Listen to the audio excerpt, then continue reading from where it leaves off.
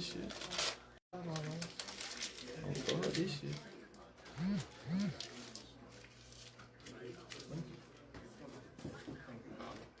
What's the deal, Facebook Live? It's your boy Rick King. I'm back in the building. Yeah, we was off last week, but niggas, I'm back. Let's do it. About a minute, we gonna kick this thing off.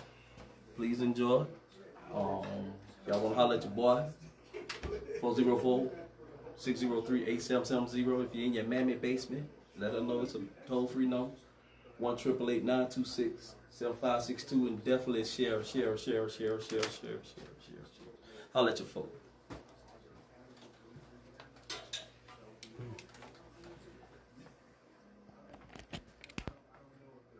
FEMA and the Ad Council.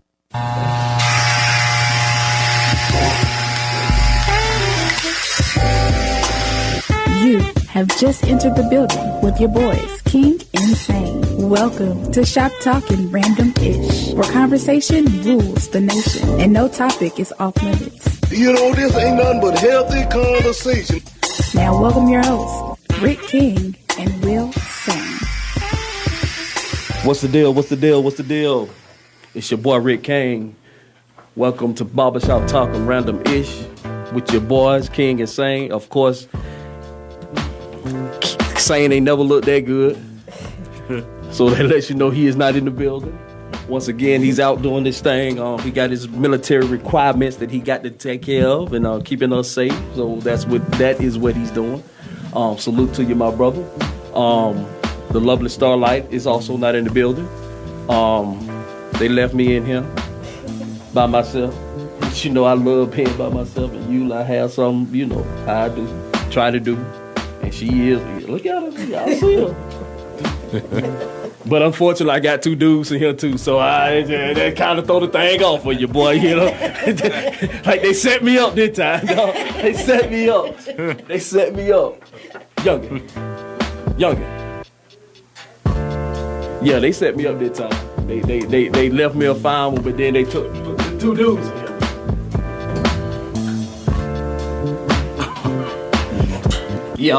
I'm all over the place, and that's how I do it. Y'all know how we do it, but y'all know what this is. This ain't nothing some good old-fashioned barbershop style conversation. In this here barbershop, no conversation is taboo. We ain't got but one rule in this here barbershop: say what you mean what you say. Just don't be mean what you say it. If you get a little mean, I can handle that too. That's just what I do. If you want to holler at your folk, please join us in the barbershop. It's at 404-603-8770. And if you're in your mammy basement, please let her know this is not one of them 99999999999. Please let mama know this ain't that one of them kind of numbers. It might get there sometime, but it ain't one of them numbers. If it's on us, please holler at your folks. It's 1-888-926-7562. You can also find us on Talking Random-ish Facebook Live. This is what we do, man. Please holler at your folks. Subscribe us on YouTube. Talking Random-ish. This is what we do. The shop is now open. Once I do all that. What's good with my people? What's good? What's up? How y'all doing this evening? All right. I need you to go to the right a little bit. Yes, sir. I need you to go to the right a little bit. I need to get everybody in here. We yes, sir. Dad, I think they can see us all over here. Younger, what's good with you there, boy? Man, I woke up to see another day, OG. Okay. So how you doing there? I'm good, man. I can't complain. Shit, I can't. You can. I can't. Don't nobody care. No, that's why I can't do it. You can. I know I can, but that's why I can't. Because nobody cares, like you said. But you can. I mean, if you decided to complain, you can complain. All right, it's hot. I'm tired. It is hot, though. And I am tired. So, I mean... But yeah, man, I'm in love. I can't complain. You in love? And if... Oh, sound like you said... Why are you trying to pull stuff out of me? Was I the only one that heard that? Did I say I'm in love? It sounds like it was going something like that. Thank you. Thank you. What? I wasn't the only person there. Y'all ain't gonna make me think I'm crazy. I'm at a peaceful mindset, in my life. I realize as I get older, it's just certain things you just can't let bother you. 8-ball at MJG, do it how it go, man. You know what I'm saying? So I just do it how it go. Sound like love to me. So home was good. Huh? Home is good, huh? Yeah, home is great. Home is wonderful. Home, you know, you could be vulnerable. Yeah, you get butt naked at home. Yeah, you know, sipping some Kool-Aid. You want some? You know? No, I don't want no Kool-Aid. Yeah. I don't want no No, Kool-Aid. I'm talking about the baby boy. Yeah, I you know, know. never mind. You don't know nothing about that. You too young for all that. Yes, I am. Yes, I am. I was young. But nah, it's good to see you, OG, man. Where you been up to, man? Man, just doing what I do, pushing and pulling, trying to make this thing work, trying to No, that's right. make mad whoever I can make mad. Because, you know, haters love you more than the folks that love you. Man, So look, they the only one who pay attention. yes, so, sir. And I'm trying to get all the haters I can get. Yes, sir. I Trying know to go that's to another right. level. Yeah. Yeah, I feel you, G. Trying to take this thing somewhere, man. But just chilling, man. How the family? How the daughter? How the grandbaby? Grandbabies are grandbabies. The daughters won't. The son won't. I mean, everybody won't, but they good, man. Sound about right. They good, man. Everybody growing. That's what's trying to up, grow, man. trying to make life happen. Yeah, man. But we got people in here, man. We got some people in the building. It seems man. like it's about to be a good one. I mean, we trying to make it do what it do, man. Just you know how I like to do it in the barbershop. Yeah, man. Keep it real and raw. And to me, the barbershop is the place where, in the black community, that everybody meets.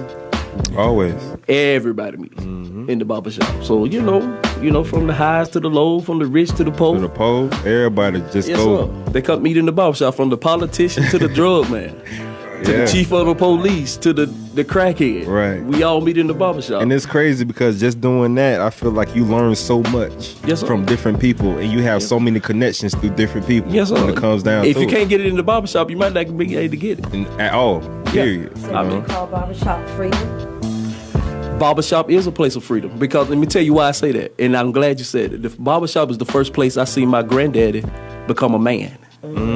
I seen him as a man in the barbershop, because once he crossed the thresholds of the barbershop, he was not my granddaddy. He was Stuart Bailey, Right. Himself. himself. First time I seen my daddy be a man was in the barbershop. Yeah, facts.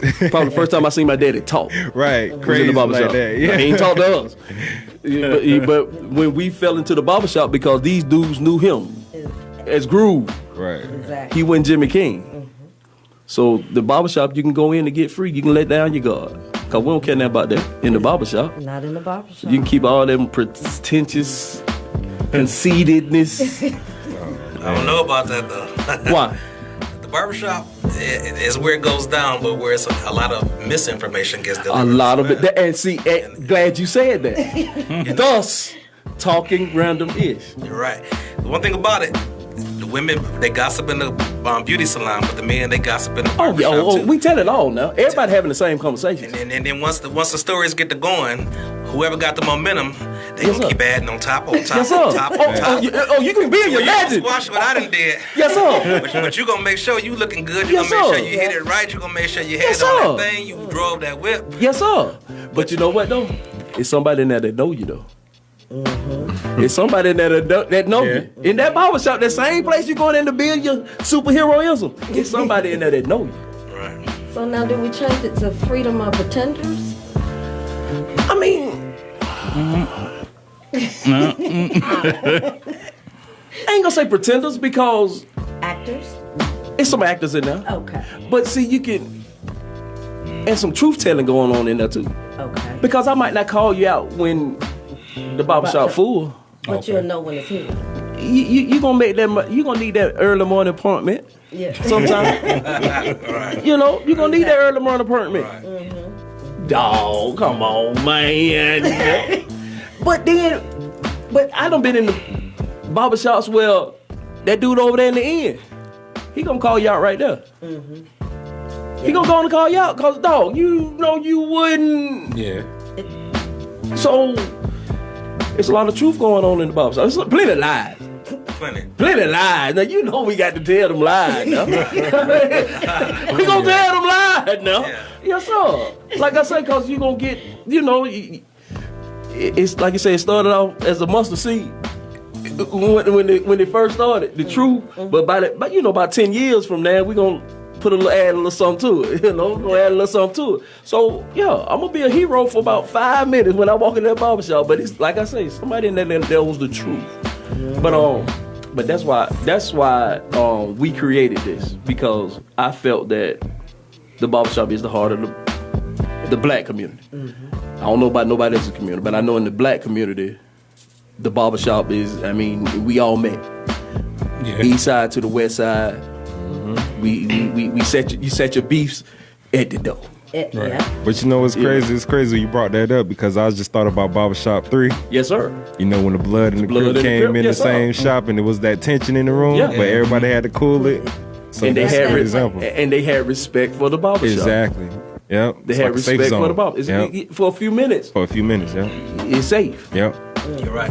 But I feel like having respect for the barbershop will bring out pretentiousness. I feel like I'm gonna leave my true person outside. I'm gonna come in, and I'm gonna be this person for the barbershop. Yes. Rather I'm gonna come in being the man, rather I'm gonna come in being real timid, rather I'm gonna come in that picky client. It all has to be neutralized. Yes. So it depends on the beef I got with the person. Yes, exactly. But I feel like sometime in the barbershop, people can't be them true selves because of what's expected in the barbershop. The etiquette that's expected in the barbershop. Let me tell you, you can walk in I worked, because the thing, only from my experience, because I've worked in a barbershop as well as I work in a hair salon. Okay. So I know, I know the women's world, I know the men's world. Yes, sir. And I'm able to adapt to either of them. But I know in the men's world, it's a lot of real, it's a lot of lessons, and the conversations and the advice is going to go per age group. Yes, right. Yes. So it'll never be a total agreement. No. But everybody is not going to be them true selves, because you're going to have a brother in there that's struggling like a mug at home, but I guarantee you he gonna buff it up when he walk in that barbershop to keep if he already had this respect as he was the man, but everybody fall off. But I want the barbershop to know. I mean, you don't want really. Well, see, to me, that's almost that false-ism about being a man. Period. Because unless you in the house with me, ain't too many folk gonna know. I don't care if it's the barbershop, the church, the social club you part of. Right. Ain't none of them gonna know, because you part of being. Not gonna say part of being a man, but part of some of the wrong isms. I'm 47, so some of the wrong isms that we were taught about being a man is you don't share. You don't really let nobody know what you're going through. You're not supposed. You're supposed to keep that in. You're a man. Man up. And this is where the 40s age group, because I'm 42, so I'm only a couple. Oh, yes sir. You right in my age group. Yes, I'm in the age group of you keep it hush hush. You in the age group of depression, need a whole bunch of counseling, probably drinking wrong. You're doing all this to hide and to help mask the problems because we weren't taught to talk about it. Exactly. And that's why the understandings of the differences in people are not clear. Yes. Because there's a lot of things that were not talked about. Yes. That should have been talked about. Yes. That fathers should talk about with their sons. Yes. That grandfathers should talk about with their grandkids. Yes. So it's always going to be a difference of teaching yes. how you were raised as well. Yes, sir. So, but the barbershop is a way for everybody to mix and mingle. Yes. But I definitely don't feel like it's total. Oh no! Ain't nobody. Everybody, we gonna put on our. We gonna send our pretenders out there. For sure. We got to send the pretenders out there. I mean, they're gonna be everywhere. Yes, sir. Okay, we'll call them your representative. The representative. That's the word I was looking for. You got to send your rep. Yeah. You got to send your rep. Yeah. So you know, because I need to know if it's safe. Right. Exactly. Because if I don't know if it's safe, you know what? CEO ain't gonna nah, dog. I when don't know feel you. Comfortable, Yeah. and the CEO can take over. Yes, indeed. Right. Okay. Yes, indeed. Yes, indeed. Yes, indeed. But I mean, and probably the conversations in the barbershop is all over the place. But you know, some of the typical things that are gonna be talked about in the barbershop is sports, women, women/sex, Sure. and politics. Yeah. And politics. And You get your religion talks as well. depends on who. Who's coming in. Depends on who in there. Yeah. Sure. Cause and like my grandfather.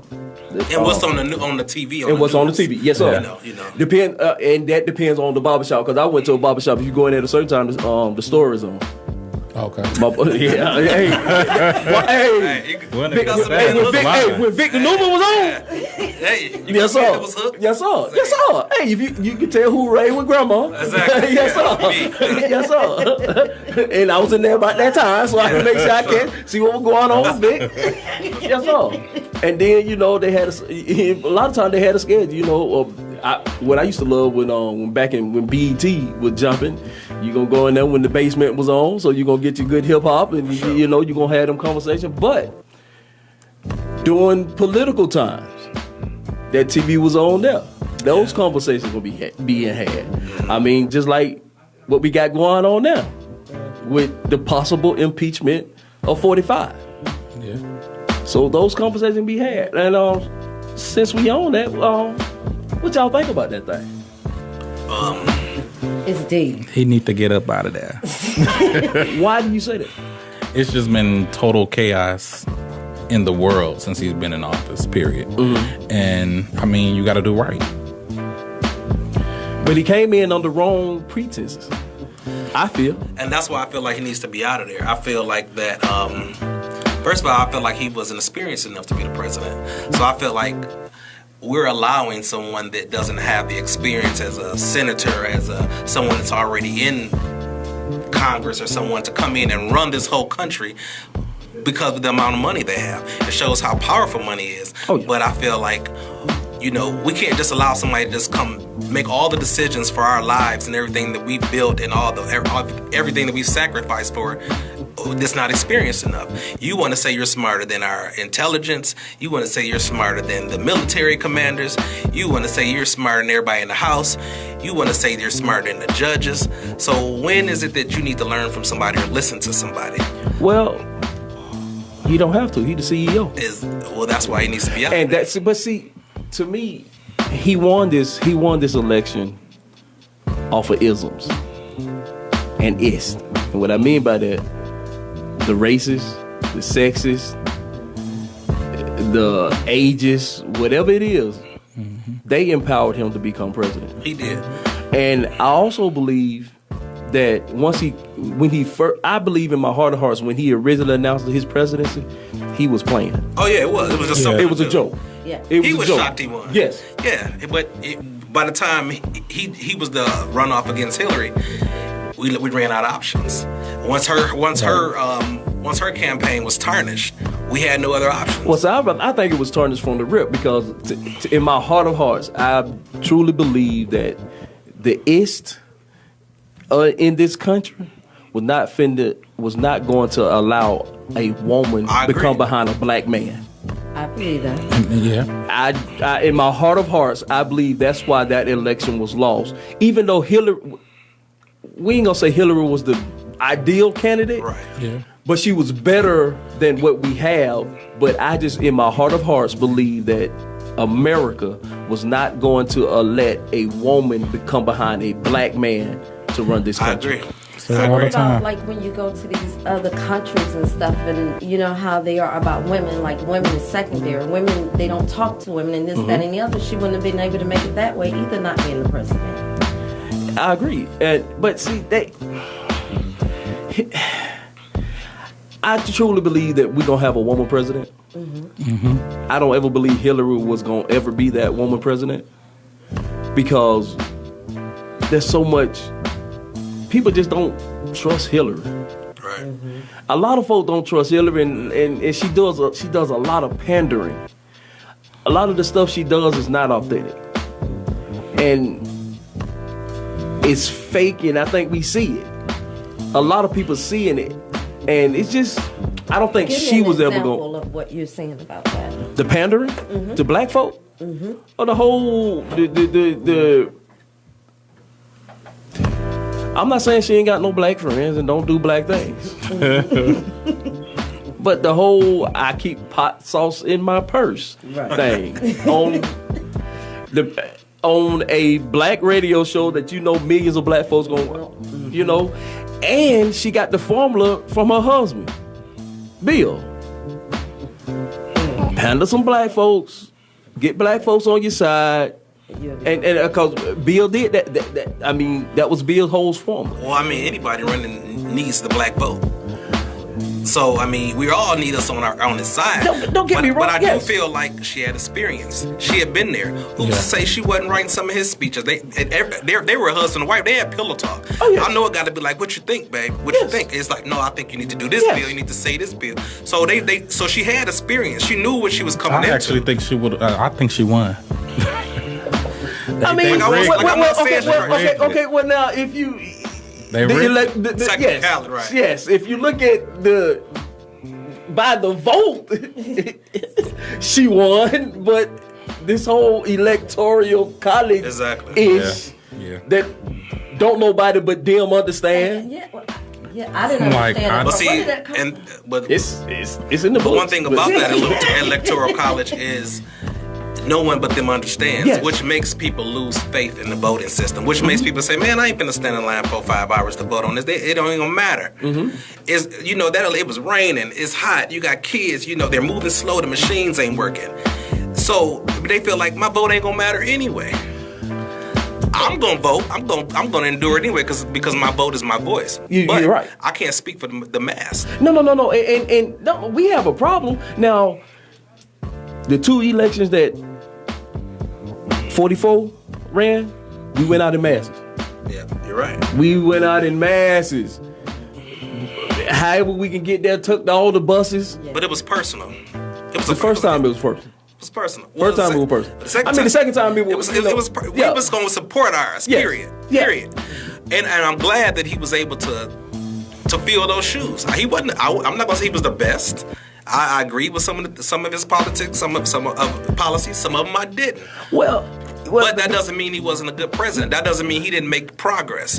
I'm not gonna say he was. The funniest thing. Well, I guess it depends on where you're at. A lot of the biggest criticisms for him is he didn't do enough for black folks, and a lot of people think his whole agenda was the gay community.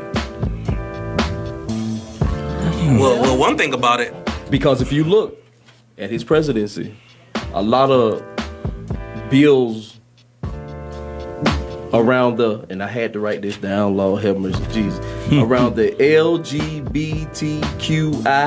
plus community was passed under his presidency. Well, that shows people how powerful the community is. Oh yes. I mean, so people needed to see that because guess what? From that age group of black voters, from 21 to 35, a lot of them did not vote, or had felonies, could not vote, or for whatever reason didn't. But a lot of LGBTQ voters from 21 to 35 did vote. Yes. Because guess what? You're speaking our language. We're being heard. Yes. So I'm gonna vote for you. Yes. If you ain't speaking my language, it's not gonna just be that because of the lifestyle. You got to be other policies too. Yes. But you were speaking other stuff plus my language. He was speaking, and like I said, and you were a black man. You was getting my vote off rip. No, I ain't gonna say off rip because you gonna come up there and just give me no. No, I ain't gonna lie. The first time he worked for that. The first time you was gonna just get. So, I don't care what. You had grandmas that say, "I waited my whole life." It was personal for us. Yes, it was personal. Yes. And the first time, well, you knew he was a better candidate than what we had when what's his name ran Jesse Jackson. Yeah. You knew he was. Just listening to him, you knew he had a better platform. He had a better agenda, and he was black. So he had us the first time. Obama. We run it. Yeah, we doing it. Obama represented a lot of people. He represented a lot of voices. He represented mixed breeds. He represented different religions. He represented different lifestyles. He represented still a representative, a very outspoken representative for the black community. So he represented so many different groups of people that, you still spoke on the women. And then not only that, you had a partner that spoke well too, that represented you as well. Their package was right. The packaging was right, and that's important. Packaging that Dell woman is undeniable. So, they had their stuff together. Yes. He did the best he could, I feel. Yes. And my life wasn't Well, I mean, like I say, everybody, but to me, to me, politics I will say is the my dirtiest life game. wasn't all that bad. Yes. That's why I'm never going to speak on what someone else's impacted. Yes. But my impact wasn't bad. The only thing that did impact me was the Obamacare. I was paying for it. I was paying for health insurance. I'm personally one for freedom of choice. Yes. I don't mind having healthcare, supplemental healthcare for everyone, but I don't want you to dictate my healthcare plan. Because the way I work is I want to go to doctor of choice where I feel like I can afford to go, the specialist I want to see. Yes. I don't want you to tell me where I'm going, and I'm going to this specialist, and the lobby's crowded with a whole lot of people that possibly couldn't afford this. Everything is not for everyone, but it doesn't mean you can't have the care. So I will say when Obamacare went into effect, my rate went up. Well, see, It really went. So yes. Oh, bro. I wasn't too happy with that. I understood. Yeah. I understood, but I wasn't the happiest with that. Yeah. See, to me, every president before him has tried to get some form of health care started. We know that it wasn't perfect, but to me, I think if him doing this was to at least let's get something out here, and let's hopefully we can come together as one country to get it right. Exactly. Because he knew it wasn't right, but we needed to get something started. We need to get this thing because we have been trying to do. Every president before him, and even 45 has tried to do his own type of thing with healthcare. So everybody has tried to do something with healthcare. He was just the one that was going, this is what is going to happen. Yeah, he opened the door for He's it. opened the door, so you know, a lot of things hats off to him. They got to be tweaked. I mean, he opened the door. He put the effort. Yeah. You know, and it showed still you care about different classes of people, different income brackets, different nationalities of people. So I want a president that cares about us. I don't want a president that cares about himself, his family, his businesses, his transactions. I want someone that's actually caring about us. But that doesn't mean because I care about us, I want to pay for everything for us. Because I feel like, with the exception of disabilities and people that can't, there's a lot of people that can do more that don't. Yes. And I work hard for what I get. I work hard for what I supply for my family, myself. I don't want to just have to supplement someone else that doesn't want to work hard. So, you know, I'm a mixed feeling about it, but, you know, it is what it is. That's what I'm talking about, money. Well, so we got this thing rolling over here tonight. And, Good show. oh, wait, yeah, we finna have this conversation. At the top of it, we gonna take a break. Little break, get a little music going on. We come back, we gonna talk. We gonna figure out why these brothers are here. Who are they? Oh, you know I ain't doing no damn intro. Do that little box.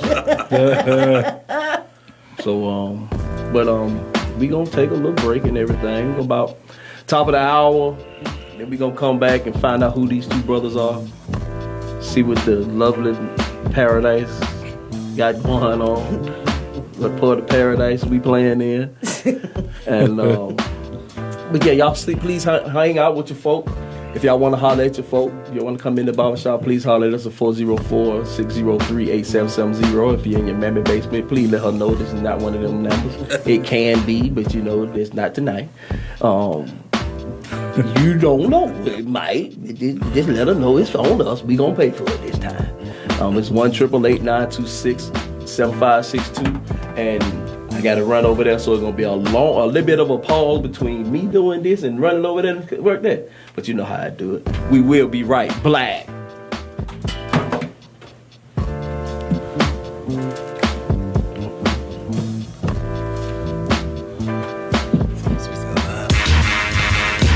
tuned into WWE AM 1100. The opinions expressed during the sponsored programs on this station are strictly those of the program hosts, guests, and callers and are not necessarily those of Beasley Broadcast Group, this station, its staff, other advertisers, or agencies.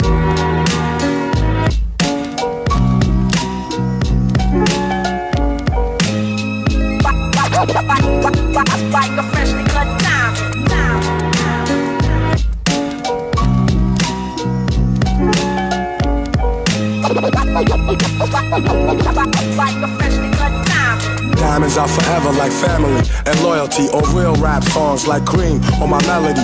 Diamonds are forever like my infinite thought, like respect in the hood that can't be bought.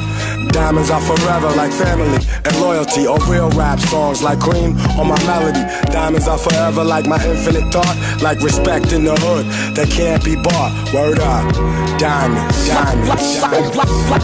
Like a freshly cut diamond. Diamonds are forever like friends that'll kill for you. Went up in a jewelry store, burglary, steal for you. Bill with you, split the diamond in two, ice blue. Twice you try to disrespect our kinship, I don't like you. And now you X'd out the fam. But I'm cashing checks with Premier on this jam. Robin Leach, interviews on the beach. When we shake hands, nothing but ice on the reach. And I teach like the rap Reverend Ike, without the perm I preach. There's more you need to learn, I return for my streets. Gaining my wealth, training myself for corny confrontation with haters who be playing themselves. Diamonds, I like my world of rap. Yo, rhyming, it's like a world of crap. And a diamond is like a fly girl that's strapped. And you can't beat that with a bat. Diamonds are forever like family and loyalty, or real rap songs like cream on my melody. Diamonds are forever like my infinite thought, like respect in the hood that can't be bought. Diamonds are forever like family and loyalty, or real rap songs like cream on my melody. Diamonds are forever like my infinite thought, like respect in the hood that can't be bought. Word up, diamonds, diamonds, diamonds, diamonds, diamonds. Yeah. Pick up the pen, write down the sins, cleanse, lay the dish down, play it for friends, make a few M's, then do it again. J. Cole, who'd have thought you would've been?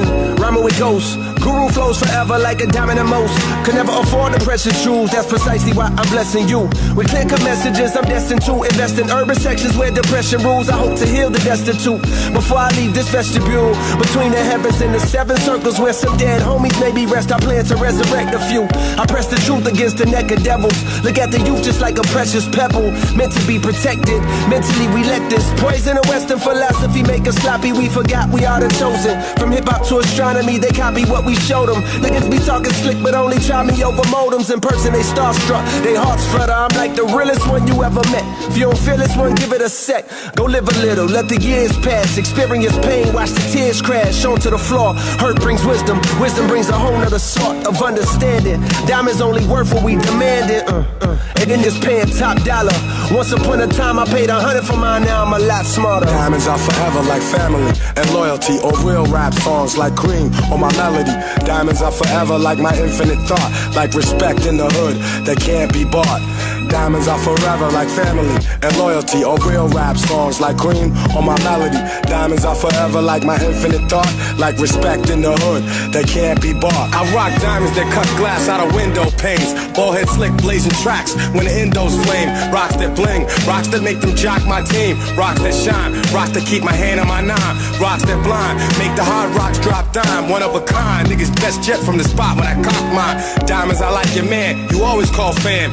Diamonds are like your grandma, you always call ma'am. Diamonds are like having the whole world in your hand. Diamonds are like the shows I rip with no band. Rocking your knot, stopping your plot. It's me, ballhead slick dude, copping your block. For you it's only pain, for me it's only gain. Diamonds are like loyalty, iced out like royalty. Diamonds are like my wifey, so sweet the way she spoils me.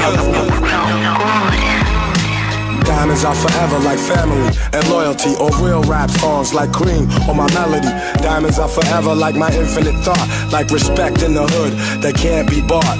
Diamonds are forever like family and loyalty, or real rap songs like cream on my melody. Diamonds are forever like my infinite thought, like respect in the hood that can't be bought. Word up, diamonds, diamonds. Like a freshly cut diamond. Welcome black to Barbershop Talking Random Ish with your boys King and Sane. I am Rick Kane. As you see, Will Sane never looked so good in all his life. Who ain't with us? I have the lovely Miss Paradise in the building with us tonight. How you do, ma'am? How you do? I'm good. And I'm gonna have them introduce once I sit down again. Cause I want to make sure everything is good. Cause I'm finna come back in the camera. But yeah, That's how you do it in the barbershop. Everything is unscripted and ain't nothing ever right been on.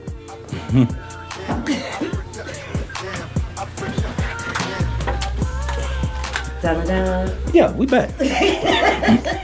Back in black. Welcome black, welcome black, welcome black, welcome black. Like I say, the Will is out doing his thing, getting his military on, making sure his soldiers, they just returned from somewhere and he had to make sure they was good. The lovely Starlight is not here with us this evening. And it's your boy, Rick Kang. I am here. And then when we got two cats and you know we don't do no introduction, who the hell are y'all while y'all in my barbershop? I'm Mike. And I'm Derek, Atlanta-based hairstylist. So we're just here continuing the conversation on basically the lifestyle, and I'm basically just here to be an open book. Basically, I mean, it's called if education is first. If I don't educate you on the lifestyle, then you only have assumptions. So a lot of people say, hey, I didn't know. So I'm here to give you information on the things that I personally feel that you need to know about our lifestyle, because this was what will cancel out a lot of stereotypes and a lot of grouping together, because as each individual, we're all different. So, I just want to give some enlightenment on the different types of people within our lifestyle. Everyone is going to be different. Yes. Your lifestyle. You done said your lifestyle about 12 times. My lifestyle. Your lifestyle. Both of y'all lifestyle. You done said lifestyle about 12 times. Everybody What the hell is y'all lifestyle? So we are gay males. We're married. We've been together 19 years. We've been married for 15 years. We have 2 children, a 21-year-old and a 6-year-old. I mean, we live life day to day, God-fearing. We go to church. I'm just not run by the church, but I do believe in God. Successful men, and we just live our life the best we can by our rules. By y'all's rules. Married, church, God-fearing men. We gonna get to that. Yeah, we can. We definitely gonna get to that. 19 years. Yeah. 19? Yeah. That's a long time. Y'all both from here? No, Detroit. Yeah. Both of y'all from Detroit? Yeah. Okay. How long y'all been in Georgia? About 15 years. 15 years? Yeah. When did y'all get married? 15 years ago. 15. Well, 2004. 2004. Yeah. Where? Canada. Why did y'all go to Canada to get married? Because it wasn't legalized in the United States yet. But we actually did it in 2016 here with family and friends. Yeah, we had renew the vows once the United States legalized it, so we could have a marriage license here in Georgia. Under Obama. Yeah. Under Obama. Y'all see how I did that? Obama. That's right. Hey, dog, let's get this thing here out of the way. LGBTQIA+. I never heard of the Hey, end. I mean, to be honest, I stopped at the Q. Yeah. To be honest, I didn't know. I personally didn't know why we needed the Q. I thought the other ones represented the Q. No. Since you, that's a question. What the heck? Okay, what is queer?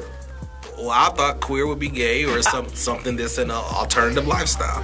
But what a person wants to categorize themselves as, or whatever wants to be acknowledged as, then I guess that's what they are. I'm cool with leaving me under the G.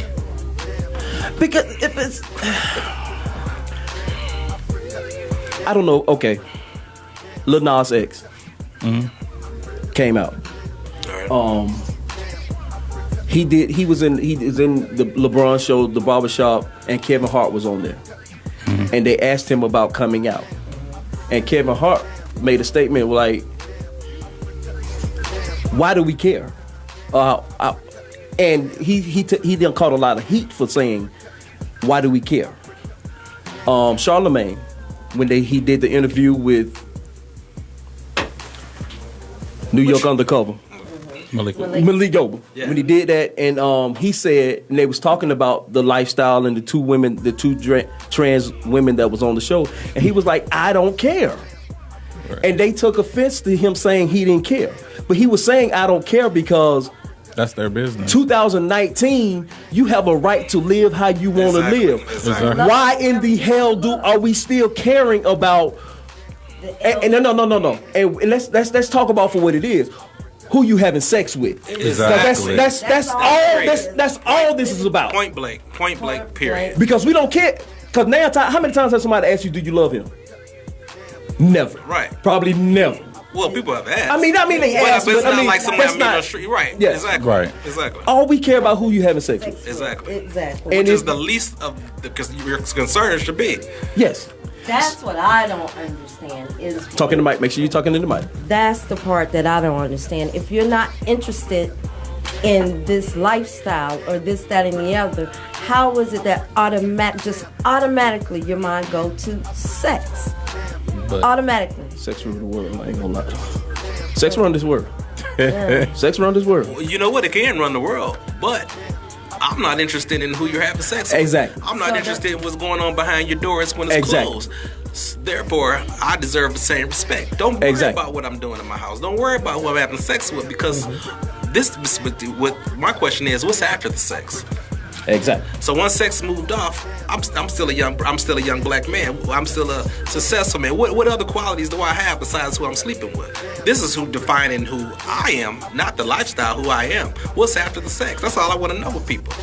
I ain't saying, hey, bro, I just want to know. They ain't thought about it that far. You know, when I leave, when I I want to get in the car and ask my wife. So how you think Pastor gonna go bend First Lady over tonight? You know what you think that? Why, bro? What are you worried about? Hey. Hey, what you think?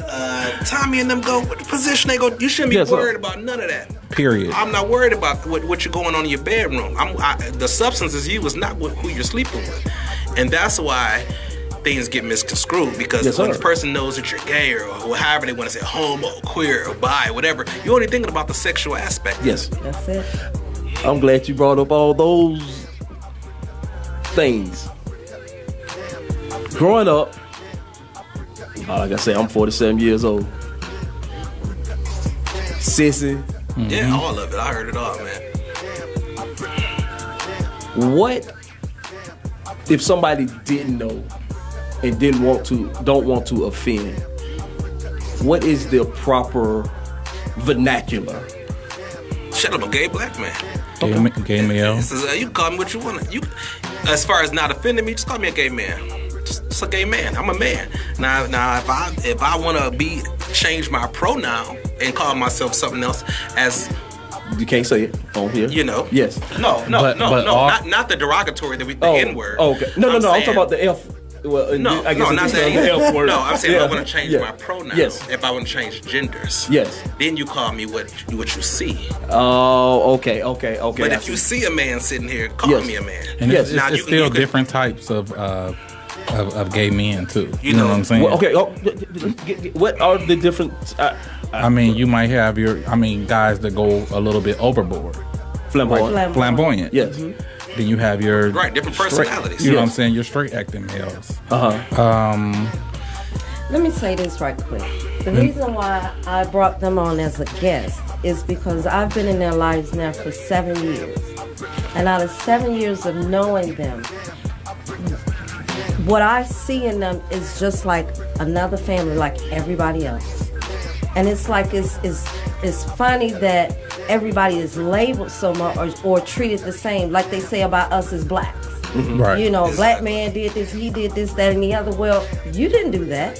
So why you stereotype with this black man? So it's like all gays, all lesbians, if they got this label on them, then they all the same. So if we all black people do the same thing?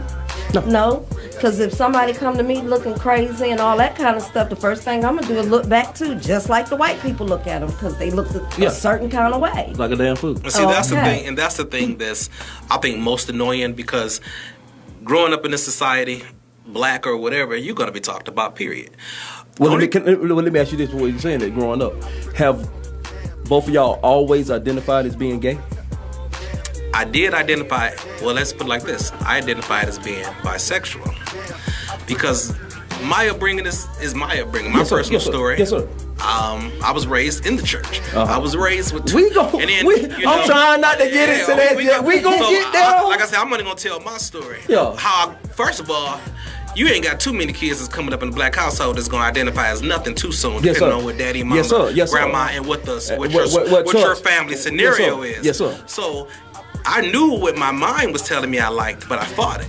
I said, wait, I know I can't be thinking this. I know I'm in kindergarten. I know damn well. Good with damn. I'm not looking at a little boy. I ain't even supposed to think of that.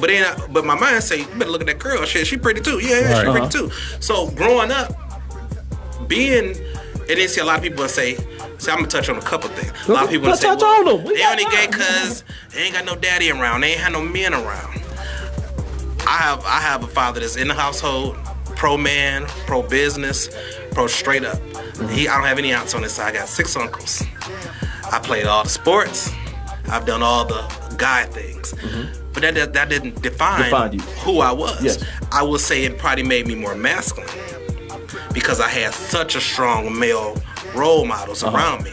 So I probably didn't lean as flamboyant. Yes. Even though younger, I was more, I would say, free of who I am than the older I get, because I wanted to determine who I was. Once, as you get older, you're a man, period. Yes, sir. You're gonna start coming into yourself, and that just wasn't who I was. And the influence that I had influenced who I became. And I saw fathers, I saw uncles, I saw coaches, I saw pastors, I saw men figures. They didn't change the lifestyle. It saw what I saw as a man. But then on the flip side, I still had flamboyant cousins, flamboyant friends, and I saw flamboyantness, but it was frowned upon in my family and around. So those are things I just said, we're gonna keep that hush-hush right now.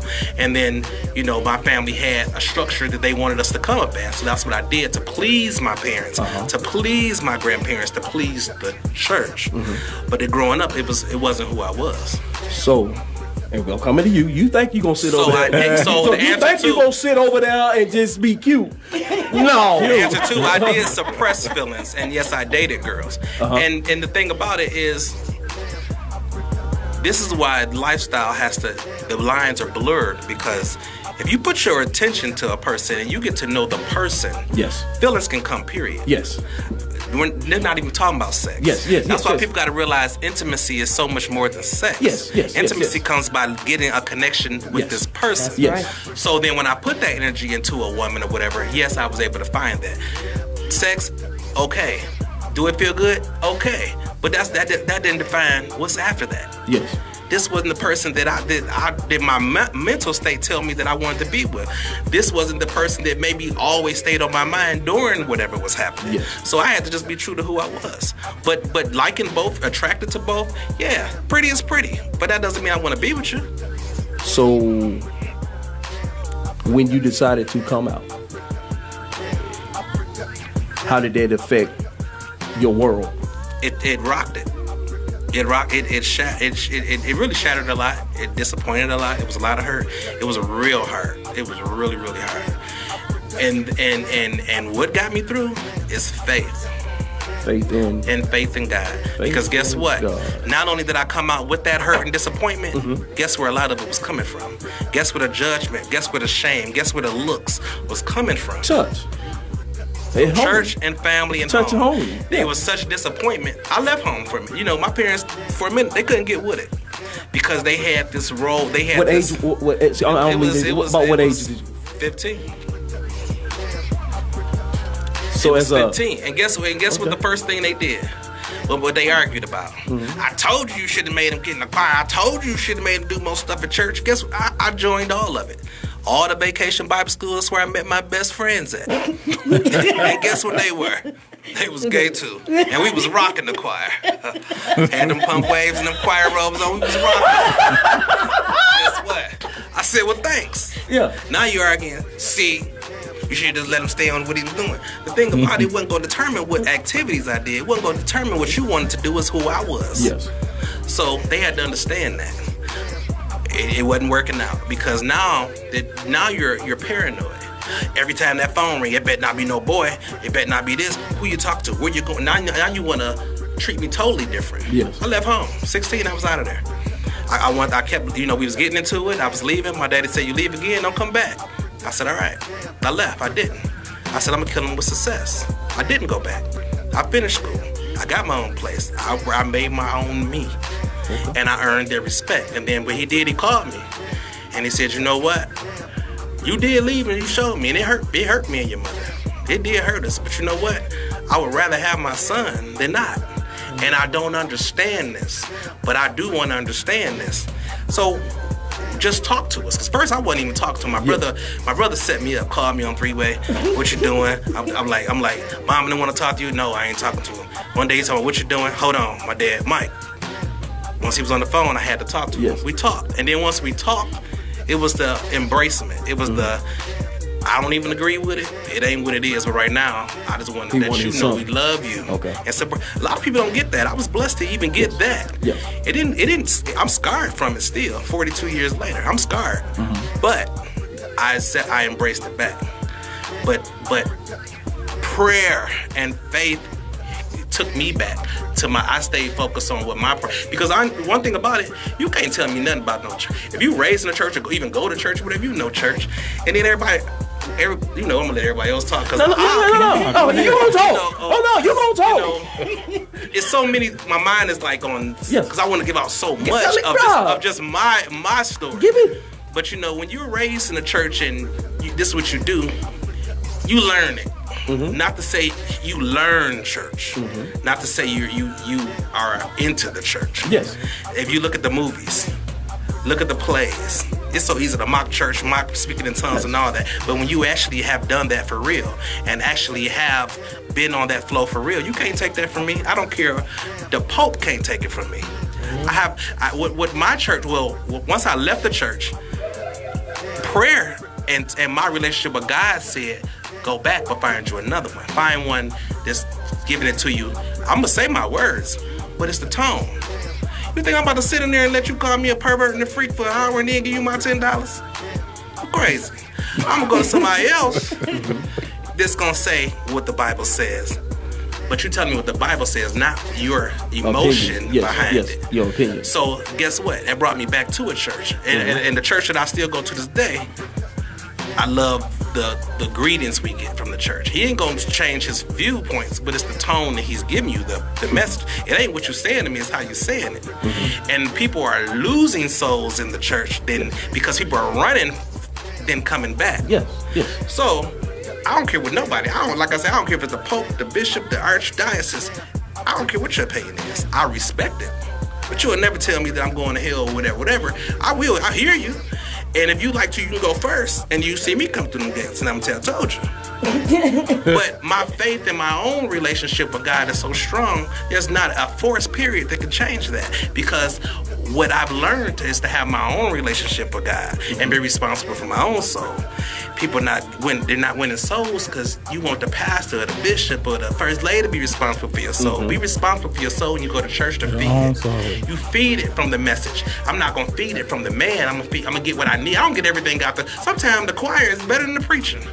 I go to church to get what I need from the church. Not, the only reason I used to go to church how fast I can run up and down the aisles and how much I'm giving and how sharp I am.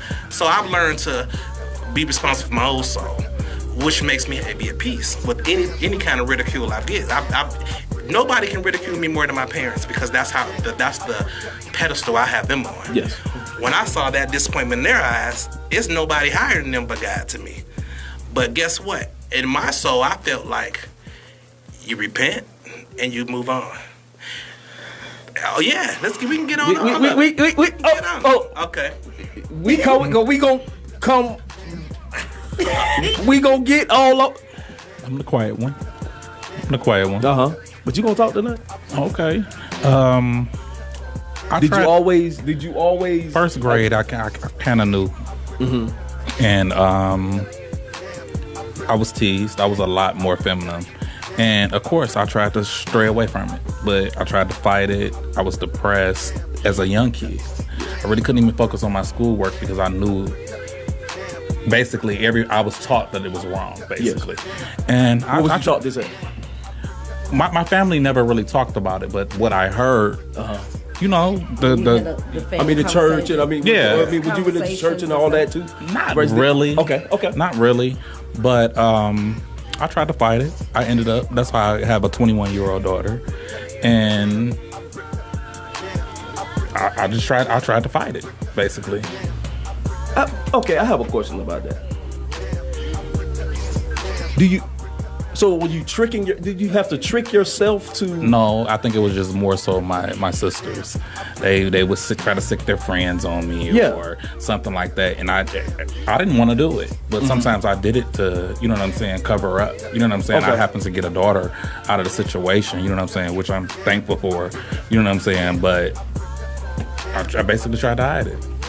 And school was a bit much for me because I was teased. My brother teased me. You know what I'm saying? I was a lot more feminine. So when you came to grips with who you are, the man you are, and you were like, look here, this is who I am. How did your relationships with them? How is it? With my brother? Yeah, your brothers. And well, how was it? A couple of years back, he apologized for it, you know, and he said it's a new day now. You know what I'm saying? So it meant a lot to me when he did that. But like I say, I'm a hairstylist. I just put my pain into my work, and you know what I'm saying, just try to be successful. And I think I'm very successful to this day. You know. So how about your kid, your daughter? Oh, we raised her together from 2 years old, and see, and I'm gonna take a break. Okay. We gonna take a break because we finna touch this Bible. Okay. And we gonna touch. Hey, we gonna go ahead and take a break, and we will be right back. If y'all wanna holler at your folks, please holler at us at 404-603-8770. If you're in your mammy basement, please let her know this is on us tonight. 1-888-926-7562. I know y'all. If you got a question, it's right here. The guys are here. We are here to have these conversations to get this out. And I guess we gonna break out the old good way. No, the hell we ain't. But we gonna talk about we gonna get into the biblical side of this because they brought it up, so we finna take it there. Please holler at your folk. We will be right back.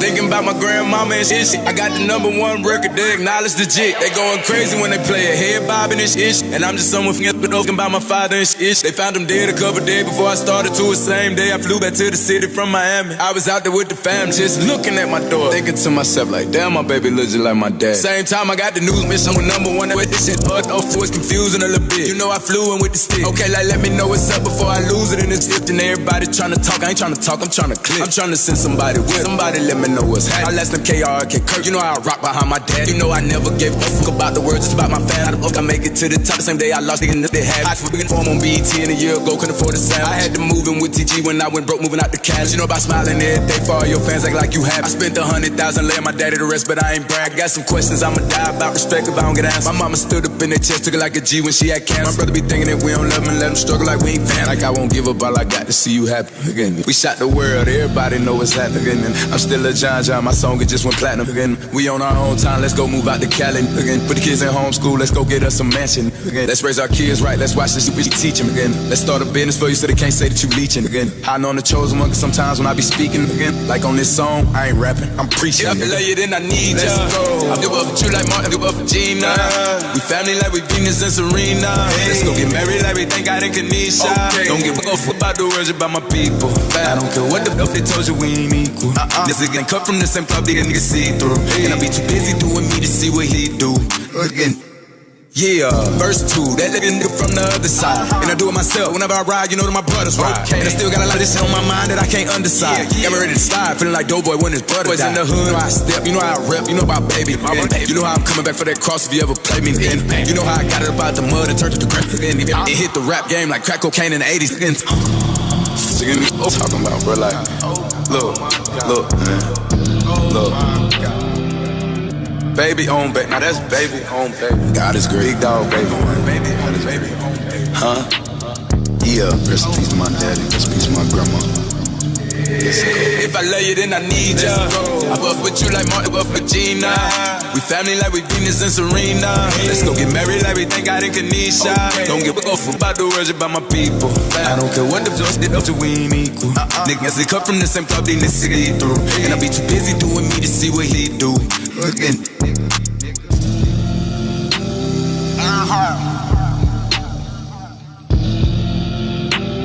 Okay. Yeah.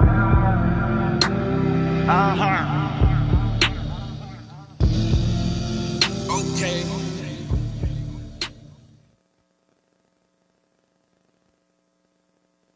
As we proceed to give you what you need. It's not five, get live, mother. As we proceed to give you what you need. Not five, get live, mother. Now turn the mics up. Turn that mic up. Yeah, the beat is knocking. Need that mic up though. Turn that. Boy. Turn up louder. Yeah. As we proceed to give you what you need. JM.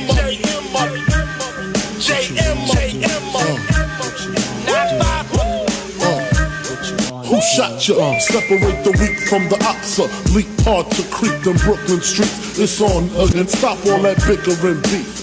I can hear sweat trickling down your cheek. Your heartbeat sound like Sasquatch feet. Thundering, shaking the concrete. Then the shot stop when I fall the plot.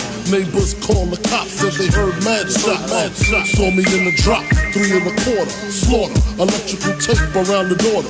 Old school, new school, need to learn though. I burn, baby, burn like disco inferno. Burn slow like with yayo. Peel more skins than Idaho potato. People know the lyrical molesting is taking place. Messing with B.I.G. it ain't safe. I make a skin tape. Rashes on the masses. Bumps and bruises. And land cruisers. Big Papa smash fools, bash fools. Niggas mad because I know the cash rules. Everything around me, 2 Glock 9s. Any motherfucker whispering about mine. And Brooklyn's finest. You rewind this, bad boys behind this.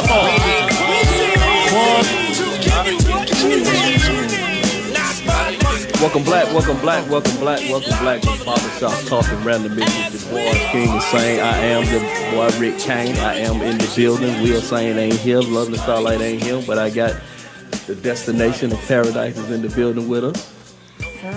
We have Mike and Derek in the building with us. And we finna get to the conversation, man. Cool. We ain't got long. So we got to talk about this thing. Cool. Y'all raise kids together. I've had a conversation and it was said spirits that this homosexuality is a spirit that can be passed. Y'all raise kids together. Y'all came out. You use a touch, kid. Okay. And homosexuality is frowned on in the Bible. Am I wrong by saying that? It is, but okay. there's... Okay. Now you mentioned repenting. If homosexuality is a sin and you repent, but you still in the lifestyle of the homosexuality lifestyle, what are you repenting? And if you're continuing to repent the same thing over and over again, is that, I'm talking about layman terms, I'm being just as layman as it can be, is that working? I mean, well, the thing about the repentance is to turn the bed music down just a little bit. Like, well, see, this is where religion becomes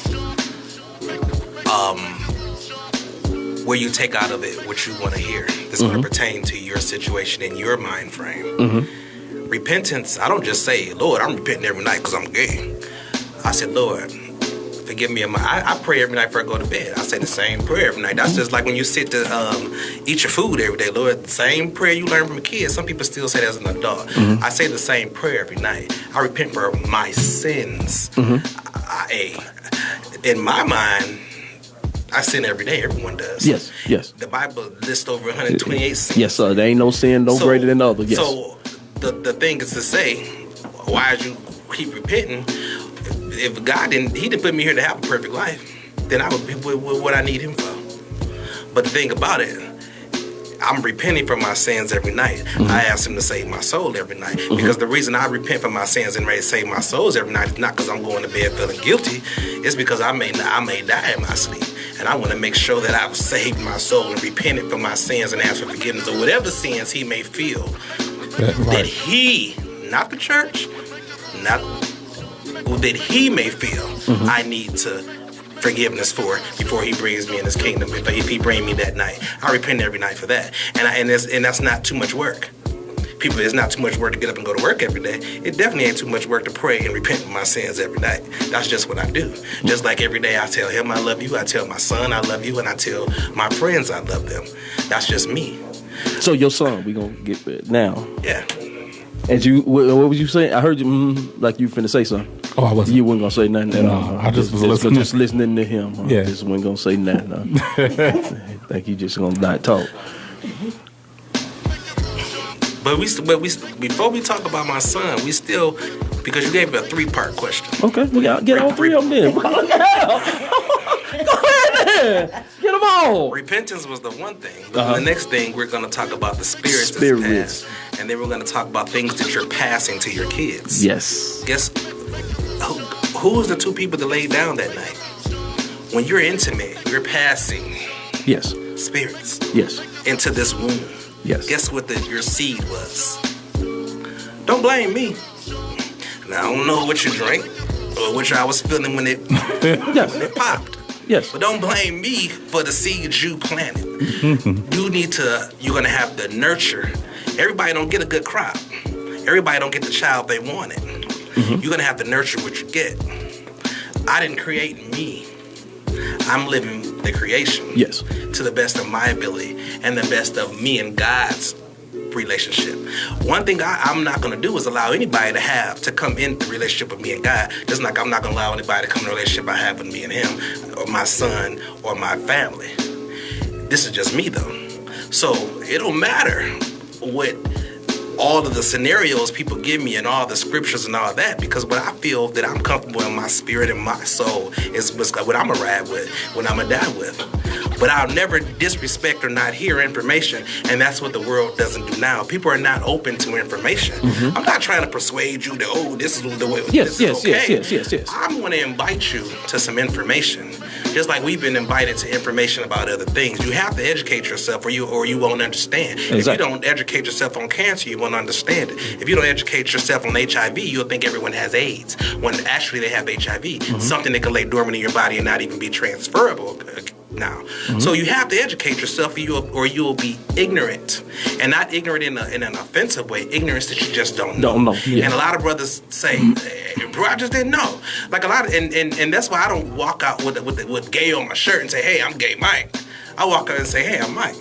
So you and I may have a conversation for 10 minutes and you've gotten to know me. We done talked about you. The girl that walked by, you say, damn, man, she got a fat butt. She sure do. Damn, that girl bad. She sure is. Ain't you see them rims on that car? They sweet.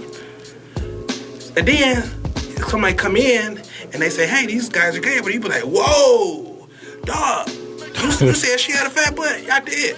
You talked about rims. I did. She did. You gotta change oil? I do. She did. I'm a man. I'm a man first. Yes, sir. And then my lifestyle is second. Yes, sir. So I want people to know me first. Yes, and then the lifestyle. You know how everybody want to introduce their friend. Hey, this is Karen with the list. Hey, this is Mike. He limp a little bit. No, this is Joseph first. By the way, he's gay. By the way, he's married. By the way, they have kids. My example is not to convert people to my lifestyle, it's to educate you. My example is not to tell you how to raise your kids, it's to give me the respect and the peace to raise mine. Because every household is going to raise their kids to how they want to raise their kids. That's why there's so many religions. That's why there's kids that know how to say I love you back. There's kids that never had their parents say I love you. There's kids that know how to embrace a hug. The kids that never been hugged. Kids that sit down at the table with their daddy. The kids that ain't got no daddy. Yes, sir. I'm going to worry about my household, not everybody else's.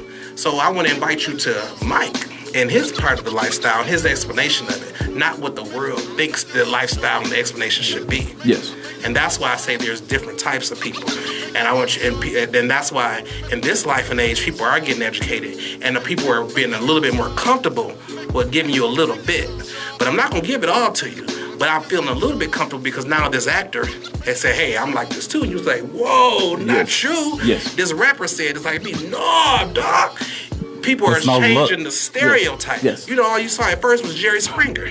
It was clowns. Yes. And everybody they put on TV. I won't say clowns to be offensive to no, a flamboyant person. No. I'm gonna say they were different, and that became the stereotype. Yes. Just like every Chinese person on TV or whatever, everybody had to eat karate. Every African had to be. You know, people didn't take the chance, the time to educate themselves to know. Every part of Africa, we ain't just running out in the country parts. There are other beautiful parts that everybody, you know, so people are different. You got, just like you got your thugs, you got your scholars, you got your nerds, you got your burnouts, you got all those. You have the same in this life. You have your more masculine men, you have your flamboyant men, you have your people that feel like there's somebody in a different body. I only can speak about how I feel. I know I'm a man, but I also know I'm attracted to another man. But that's on a different level of who I am. Yes. Because who I'm attracted to has nothing to do with you. Yes, sir. Nothing to do with you. Yes, sir. So you can, I hear you. I hear all the opinions and all that, but that ain't got nothing to do with me, bruh. But if you like to have a conversation, I'll let you know why I feel this way. And also let you know you can be comfortable around me. Because we all don't want you. Say that one more time. No, because I know men, bro. I know men. They think they go for sex. Yes, the first thing they think is he looking at me. He's looking at me. That's the first. Like I say, I played mostly all the sports, so a lot of people didn't know. But then there was people know. So you had some guys in the locker room was like that. But that's what you got to do. Clearly, but you know what? When people do know. To make some of the guys not feel comfortable, I did do extra steps to make sure you know. Sometimes I will go extra steps to make some of the guys feel comfortable first. And that's what the lines that why I don't like to be categorized. Because you have people that some gay guys that like to say, hey, I'm gonna try to get with this straight guy, or I'm gonna try to convert him, or I'm gonna try to do this. If that's what you do, that's fine. But that's not what I do, and I don't want to get judged because of what other people do. Yes. I'm only want to be judged as the individual I am. So that's why I just like to let people know, don't stop stereotyping everybody, because nobody will ever feel comfortable being who they are. So you'll always be DL. And I don't mean DL like sleeping with men and women. I mean DL if you just won't know my business. Mm-hmm. Right. Like Khan, we're not as flamboyant. Yes. So somebody just walked in the barbershop. What you need, what you want. Yo, Rick. What's good? Paradise. That's a lot of pressure on the sister to be walking around with that name. And, boy. Okay, I'm sorry. Hey, Derek and Mike. Hey, how you doing? I wanted to ask you guys questions on what I can identify with as far as what I consider to be normal about yourselves. Your dads.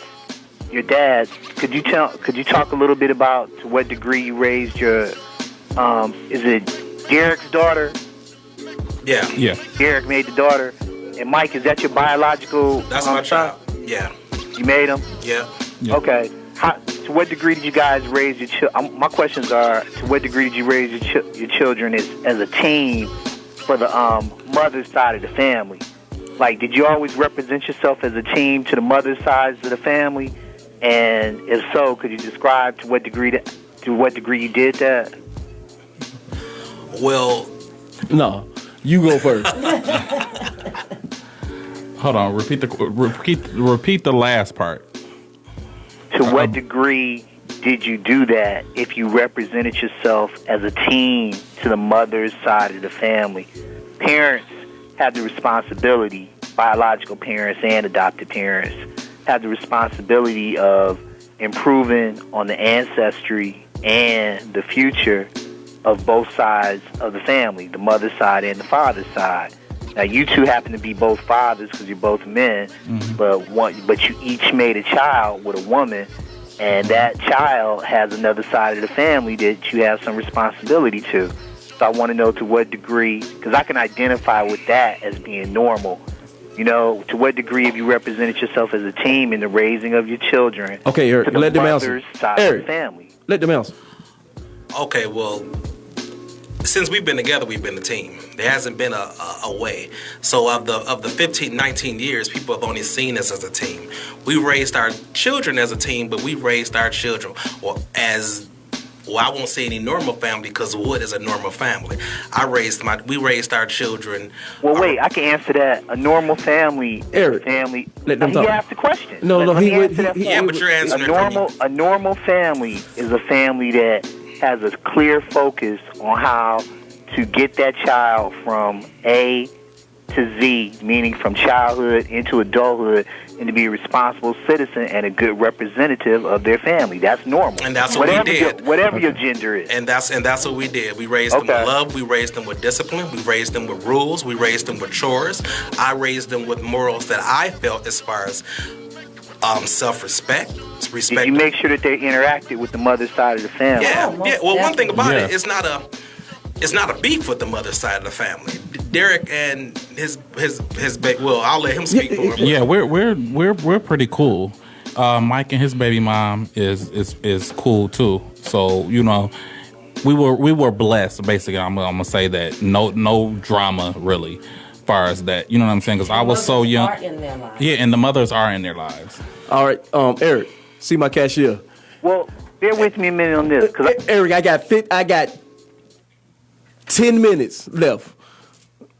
How quick is your question? How did you, did you take them to family reunions, and did you make sure that they spend time with their grandparents, things like that? Well, so that's the thing. We raised them as a co-parenting family would. But the thing that gets along, you got a lot of parents that are separated that don't get along, so there was tension. But the thing about why we say we were blessed is because we don't have a problem with the mother or her family. So we were actually all pretty intertwined and pretty cool. So we did a lot of things together as a family unit to where they had both of their parents. Of their parents, but we also did things amongst our family as he and I, and she did things when she was with her mother. Now I will say, I'm not responsible for the relationship of what she has with her mother, which wasn't the best.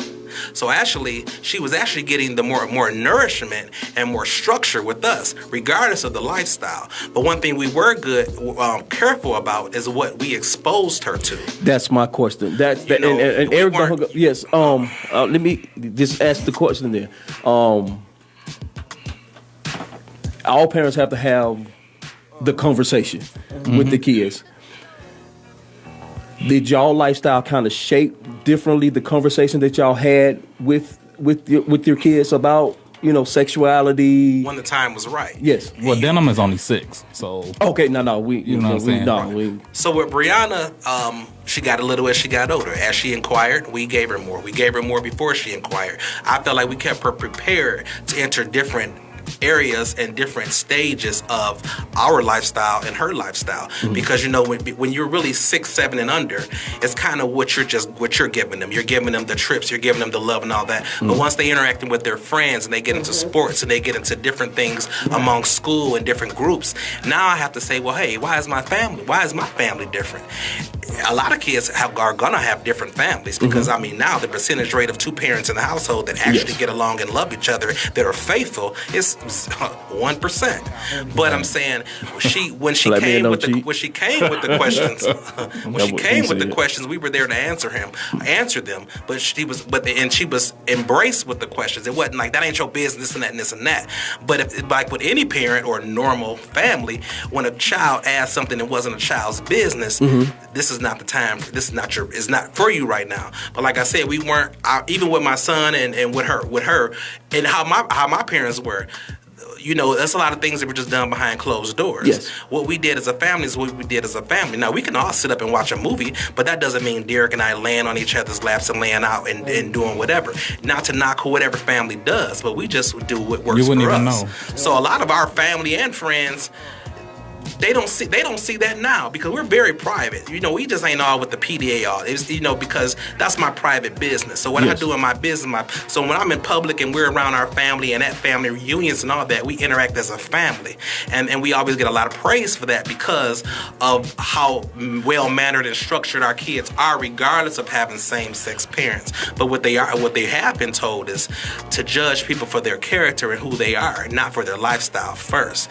And then when your child is so young, young, lifestyle conversations, you know, you got time to come into that. So, and it's different from raising a daughter to a son. Yes. The things that we did with our daughter were a lot you can kind of slide into her playing a Barbie doll or going outside and pushing her on the bike or the swing and all that. But just with my son, I have to teach him to be a man first, not lifestyle first. So what we're doing, we're wrestling, we're playing football, we're playing basketball, we're on the game, we're rapping, and we're doing all the guy things because this is the way. This is the personalities that he's giving off. You see what your kids' lifestyle are going to be kind of at a young age. Yeah. So if he wanted to go do girl stuff, I would have saw that. Not that I would have knocked him, but I would have tried to steer him clear first to see if it's a guidance thing. Yes. But if I see it's something that's within him, then I'm gonna embrace it to my degree of I feel what I need to let you do. That's why. But as far as I'm raising my son to be a man first. Now we'll get into lifestyle stuff second. But even on the basketball teams and all that, he'll ask certain questions because he one day at the park he wanted to one up. With him, at his age, he thinking he's one and up. You know, one guy was like, well, my daddy do this. He like, well, so what? I got two daddies. As opposed to like, well, he not understanding what he's saying. I'm looking at him like, hey, you ain't got to give all that information. But you know what I'm saying? But he thinking he one and up like it's a cool thing. Yes. But then the question is, well, how come I have two daddies? Like I have to tell him, families are different.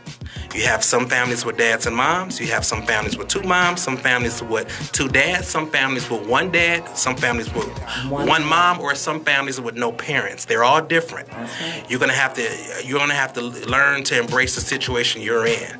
But one thing about kids at that age, they need love and they need time spent with them. They need attention and they need structure. It's not about the lifestyle right now. Exactly. So what they see around Derek and I is not a lot of fussing, it's not a lot of arguing, it's not a lot of door slamming, it ain't people in and out the house, it's not a lot of disrespect, it's a lot of embracement, it's a lot of support, it's a lot of we love your son, do better son. I'm very disciplined on him. I'm actually really harder on him because I am raising him to be a man. With Rihanna, she skid through a lot. You wasn't gonna get the whippings and you wasn't gonna get as much discipline, and you was able to kind of her tone with her, but with my son, I gotta be more firm. I may have to put them hands on him. Well, let me ask you this then. Are you kind of over doing it maybe because of maybe some of the things, the difficulties that you had in your lifestyle? Maybe? No. You know? I'm not overdoing it because of the lifestyle. Because the lifestyle has nothing to do with me raising my son. Okay. I'm overdoing it because he's a man. He's a black man. He gonna be a black man in this world. These are things that my dad did. My dad, we played football. We wrestled. We played sports. I take him to church regardless of who feels what. We go to church as a family. One thing, kids, they don't have a family unit as strong as they were. You don't even see on TV. Ain't no Leave It to Beavers. Ain't no Brady Bunches. People not sitting down and having family dinners. So you just gonna miss over the Cosby, son? Oh, you just ain't gonna talk about the Cosby. You just ain't gonna talk about the Cosby, son. Well, I'm getting to that was really the last of it. Yes. But one thing about it, they don't see that anymore. Yes. So I hope I answered your question because to me, my life is normal, although my living situation is different. But I'm giving my kids a structured home. That is a good way to put that. I like that. Yes.